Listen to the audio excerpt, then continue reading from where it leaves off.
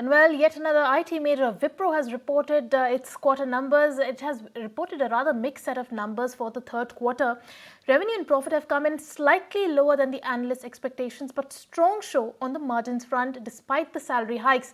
Going forward, the tech giant has forecasted quarter two IT services revenue growth at minus 1.5 to 0.5%. Wipro also saw strong deal wins in quarter gone by. The press con is underway. We'll cut into that. Going across to the press con for Wipro then.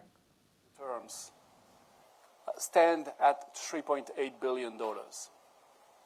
Our large deals TCV for the quarter was just over $900 million. On a year-to-date basis, that's a 20% growth. We booked 14 deals this quarter in the greater than $30 million category. By contrast, just for you to keep that in mind, we had booked 11 of such deals in the third quarter of last year. Net income for the quarter expanded by 1.8% sequentially. Operating margin stands at 16%, despite seasonal furloughs and the annual salary increases for our employees, as you know. On a year-to-date basis, margins has improved by more than 60 basis points. As you know, we have consistently invested in our people, in our processes, and organizational efficiencies over the last several quarters. These investments are paying off. Our results demonstrate that at a fundamental level, Wipro is increasingly more streamlined, proactive, and efficient.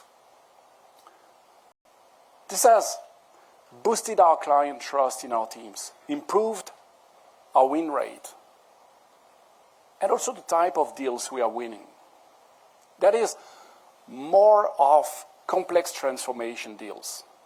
Wipro is not only benefiting from vendor consolidation, but we are also adding new logos while growing our business with existing clients. In fact, our clients tell me that they are seeing a more confident and a united effort from us. One Wipro. We are leveraging. The clients are still making conservative investments, still looking for efficiency, more returns on investments, and better optimization of existing investments. But we are seeing some indicators for growth. If you remember, we had called out a possible slowdown in the economy as growth in our consulting business slowed. We know that when the market turns, consulting will be the first area to bounce back. In that context, I'm pleased to share that we've had a good performance from our consulting business, with Capco reporting a double-digit sequential growth in order booking, the highest in the last 4 quarters. Turning to our strategic market units now. We recorded a strong quarter for the Americas 1 market unit, where we booked half of our 14 large deals this quarter. Revenues in the market grew 2% sequentially, led by healthcare, which actually grew 9% sequentially. In our Americas 2 market unit, we continue to see some softness. There is no question, largely on the BFSI and the energy and utility side of the business, hence resulting in a 1.3% drop in revenue quarter over quarter. That said, there's strong momentum in order bookings, which in total contract value terms increased 46% sequentially. In Europe, we won 4 large deals in the third quarter despite the continuing economic weakness. These 4 new transformative deals add up to a nearly $300 million in bookings.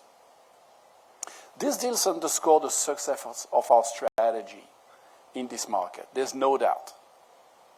Revenue from Europe, however, decreased 4.3% sequentially in Q3. Across the board, I want to say, across the board, but especially in our APMEA strategic market unit, we have worked on reducing low-margin accounts while slowly moving towards higher value, transformation projects. Revenues in this region declined 5.4% quarter-on-quarter. However, this strategy of pivoting towards higher value business reflects in the margins we delivered in the region. Margin rose 240 basis points sequentially to 13.8%. That's the highest in the last 6 quarters. And once again, we are seeing consulting, especially Capco and Rising, play a big role in the complex deals we are winning in the market. To continue this rigor, we made some changes to our growth offices recently, and we've communicated on that. With the foundational pillars for sales excellence set out by the growth office over the last 2 years, we moved some of the growth office functions inside the strategic market units, creating an even tighter integration with the SMUs.